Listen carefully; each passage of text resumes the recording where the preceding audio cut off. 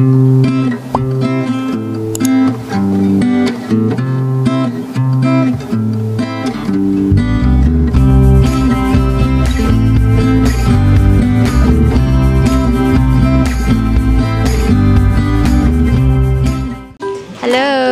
Welcome to our travel vlog. Hello! So, next destination naman natin ay saan? Hong Kong!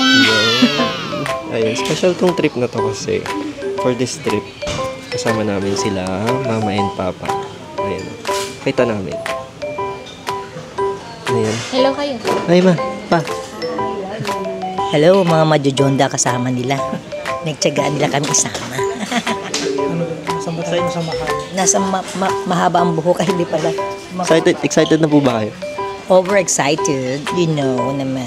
Okay. Ayun. So, around 10:40 o 10:30, dito na kami sa airport. Though yung flight namin is 3:45 p.m., inagahan namin kasi may mga kasama kaming senior. And in-anticipate namin na baka mahaba yung pila sa immigration or maraming pwedeng mangyari at that span of time. So, since may kasama kaming senior, diretso na kami sa senior lane and sobrang bilis lang. Ganda rin pala pag may kasamang senior. Medyo mahaba-haba yung pila sa immigration. Luckily, may kasama kaming senior. So, ayun, mabilis lang. So, this flight, nabook namin siya sa Cebu Pacific. Again, her airline of choice. Taka naman. And requirements sa punta ng Hong Kong, wala naman masyado. Ano lang, sarili mo lang, flight ticket yun. Unlike sa other country, di ba may mga visa pa. So, nung nag-book kami, hindi kasama yung travel tax kasi akala namin may discount kapag senior citizen yung travel tax. Yun pala, wala naman pala. So, the usual na 1,620 yung binayad namin, kaming apat. Ano pa ba? So, wala namang visa yung Hong Kong. And next naman is yung e-travel. Ayun, yung e-travel, pinrepare na namin siya 72 hours before the flight. You can do it in the eGov app. Meron na din doon, kasama na doon yung e-travel. And ang very important kapag nagta-travel is insurance, syempre. Travel insurance. Ayun, nag-book kami ng travel insurance through BDO. So, ang nabook namin, kasi sila mama, meron na silang travel insurance. Kinuhanan na sila ng brother ko. Same naman din ng company. BDO din yung kinuhanan nila. Insurance namin, 966. Ay, sorry, 926 kaming dalawa na yun. Good for 4 days na yan sa Hong Kong. Very important yan, guys. Huwag niyo kakalimutan na kumuha kasi you'll never know. Ayun, so for lounge access, nandito kami ngayon sa Marhaba Lounge. So ang ginamit kong card dito is Security Bank Platinum. Pero kapag nag-register ka sa Mastercard Travel Pass, you are entitled to get around 2 travel companion. So free. So since apat kami, yung isa na lang yung binayaran namin. So for this day, September 6, ang charge per person is $20. Yes, $20 per person.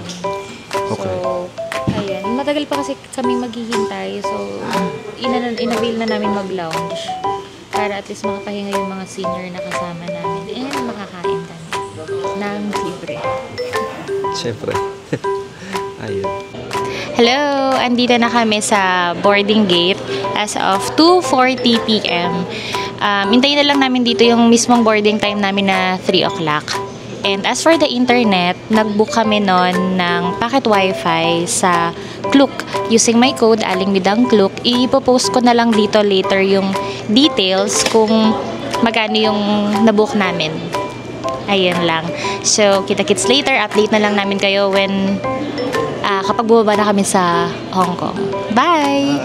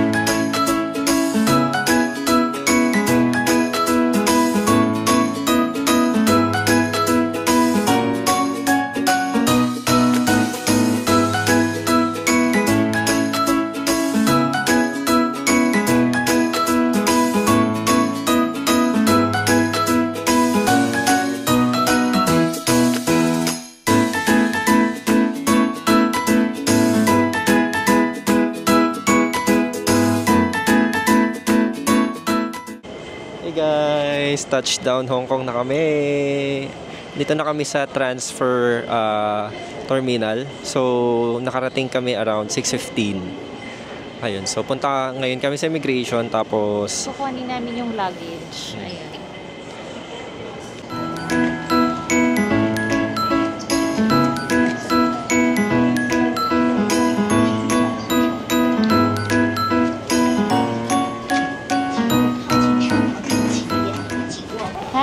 Ayan, tapos na kami sa immigration and now kukunin na namin yung baggage namin. Time check, 6:45. Ato kayo naglalakad ni mama kami sa Hong Kong. Hong Kong. Guys, ang sarap naman. So, yan si Mado. Ayan si Hong Kong. Hindi na mahirap. Kukuhanin namin ang luggage namin sa 14. Number 14. Mag-aabang na ata yung luggage namin doon. Kaya si mama, yan ang naglalakad. Hong Kong. Parang King Kong. Lang. Sa King Kong kami. Sa Hong Kong kami. Ayan o. Ayun na. Tinakbo na yung mga doon ng aming luggage. Ayun. Yung patay, bumagsak. Ayan na. Hindi, makabagsak lang. Ayan na. Hop. Nakuha na yung isa. Isa na lang. Ayan na.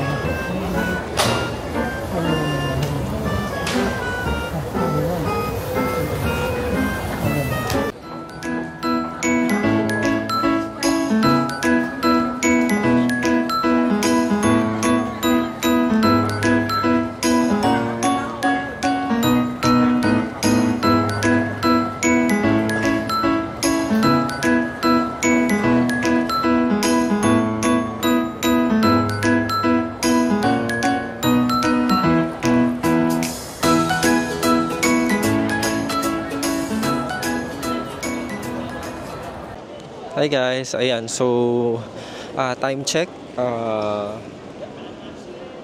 o'clock. So natapos na namin yung mga kailangan gawin. So nakakuha na kami ng wifi, nakapag-withdraw na kami, nakuha na rin namin yung 100 voucher kasi ngayon meron silang summer chills for tourists. So ipapresent nyo lang doon yung passport nyo and yung arrival ticket yata yun. Tapos yung lumang octopus card is na-activate na din namin and bumili na rin kami ng ng octopus card for seniors. Ayun, so kung bibili kayo ng ng octopus card for seniors, dun kayo bibili sa may MTR booth sa arrival hall. So ayun lang, sasakay na kaming bus pa Royal Plaza Hotel.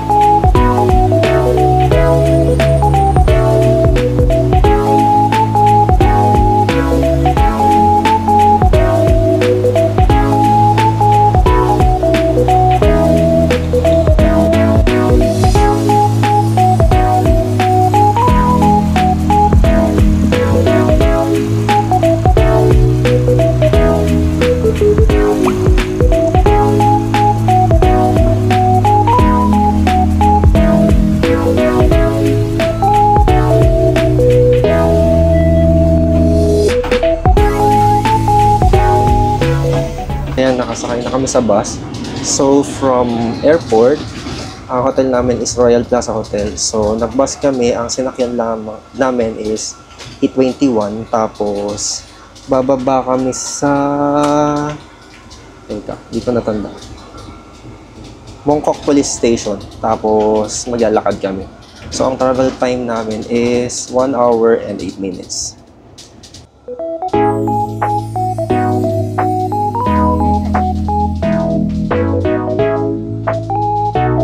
Nakababa na kami sa bus. Bumaba kami sa Mongkok Police Station. So, naglalakad na kami papunta Royal Plaza Hotel. So, ito yung ilalakaran namin.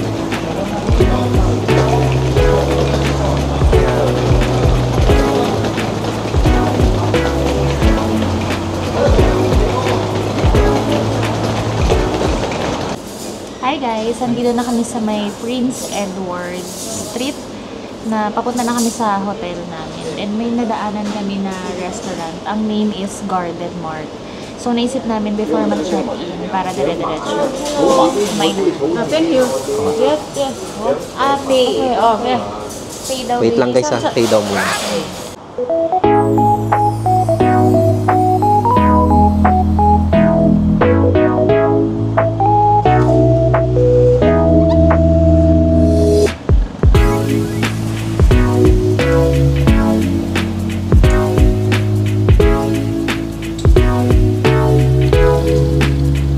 Ito yung order namin. So, ito ay 237 Hong Kong dollar, including na yung 4 na drinks na lemonade. So, kain tayo. Ito na yung hotel namin. So, backdoor ata ito. Royal Plaza.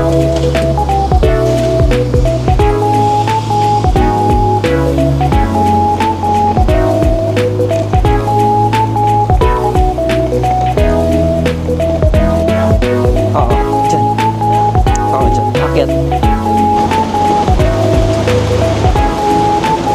kami dito. Ito ata yung entrance.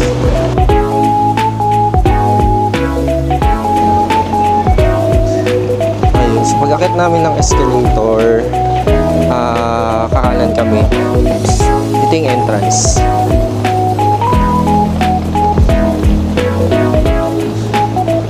Royal Plaza Hotel. Sa ito yung entrance.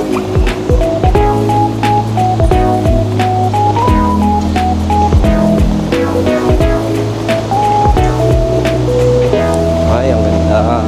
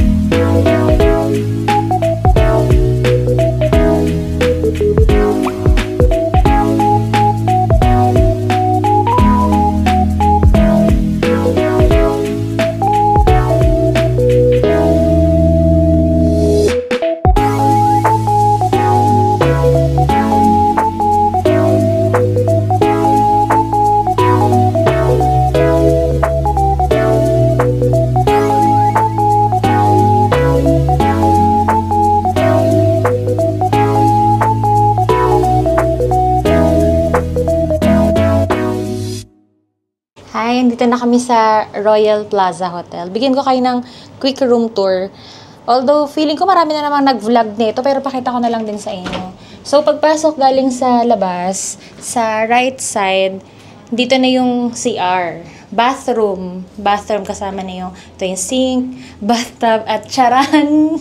Joke lang, nasasara naman yan. May bathtub siya, o bongga.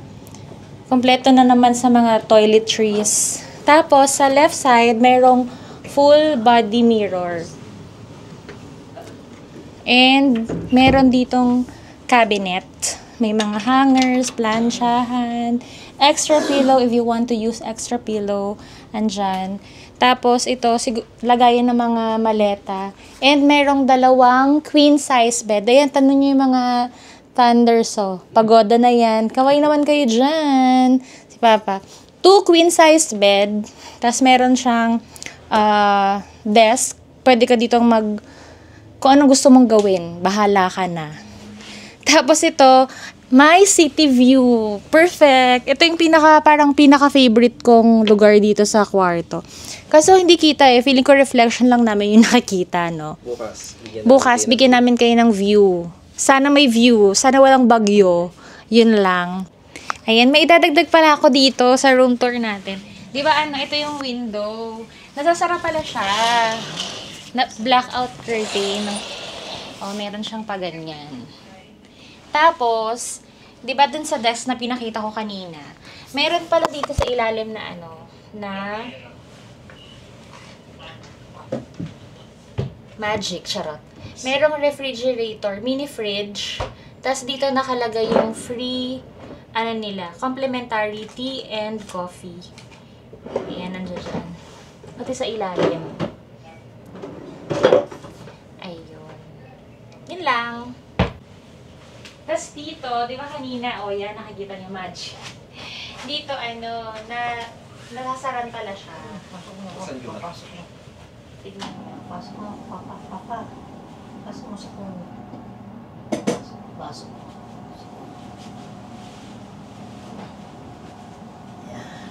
Yan pala, nako-cover naman pala yung Una kasi na-shock kami. Sabi ko, wow, transparent. Hindi pala. Meron pala siyang, pang-cover. Mini siya blind.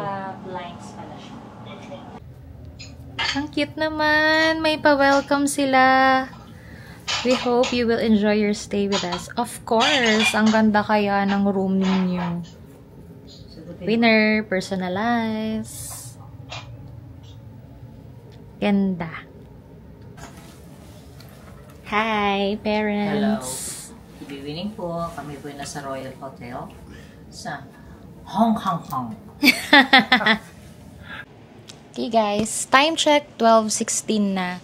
Kakagaling lang namin sa labas, bumili kami ng breakfast for tomorrow. Syempre sa 7-Eleven lang kami bumili kasi yun na lang yung open na malapit dito sa hotel. Yung hotel pala namin na ito, yung Royal Plaza Hotel, nabook namin siya sa Klook. I-flash ko na lang dito papakita ko na lang dito mamaya sa screen. Ilalagay ko na lang pala dito sa screen para may idea din kayo. Sa Klook namin siya na-book, ginamit namin yung code na Aling Midang Klook para at least makakuha pa kami ng additional discount. Kasi actually nakuha namin tong hotel na to, discounted na. Syempre, gumamit pa kami ng code para dagdag discount. Ayun. So, mura na lang namin siya nakuha. Nakalimutan ko lang kung magkano yung exact amount, pero i-flash ko na lang siguro dito or ipapakita na lang namin. Maganda yung location na to kasi pagbaba mo, meron na kagad na MTR, yung Mongkok East Station. Hindi ka nalalabas. As in, pagbaba mo lang dito ng mall, ng hotel sa may ground floor, merong direction papunta dun sa MTR station. Actually, paglabas mo, kakaliwa ka na lang dire-diretsong kaliwa. Tapos actually yung Mongkok East Station, meron siyang entrance sa mall at meron din siyang entrance dito sa hotel. Ayun. Yun lang. I-end na namin tong vlog na to. Medyo nakakapagod ngayong araw kasi maraming nangyari kasi yung season na to, yung time na to na pagpunta namin ng Hong Kong, may bagyo. Yagi. Yagi yung pangalan dito ng bagyo eh. Pero enteng sa Pilipinas. Yun. So, basta ang daming ganap. Muntik pa ngang, ewan ko, ang daming baka iniisip namin, baka ma-cancel. Pero awa ng Diyos, nag-proceed naman. Kasi nagbaba na ng storm signal dito sa Hong Kong. Ayun lang. So, end na namin tong vlog na to. Then, see you bukas at sa mga susunod na araw. Yun lang. Bye. Good night.